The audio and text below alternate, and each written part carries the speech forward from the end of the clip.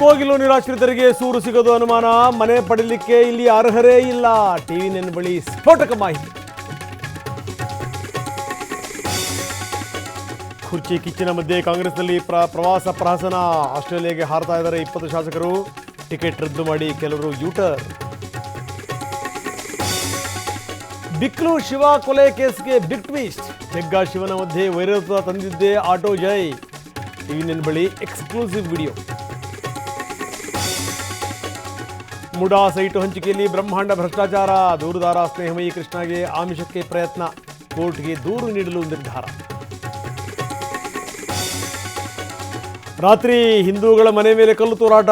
Police station ಎದುರು high drama. ಬೂದಿ ಮುಚ್ಚಿದ ಕೆಂಡವಾಯಿತು ಚಿಕ್ಕಮಗಳೂರು. ಮನೆ ಮೇಲೆ ಕಲ್ಲು ತೂರಿದ್ದಕ್ಕೆ 2 ಪ್ರತ್ಯೇಕ ಎಫ್ಐಆರ್. ಕಲ್ಲೆಸೆದ ಹುಸೇನ್ ವಿರುದ್ಧವೂ ದೂರು. ಕಿಡಿಗೇಡಿಗಳನ್ನು ಹಿಡಿದವರಿಗೂ ತನಿಖೆ ಬಿಸಿ.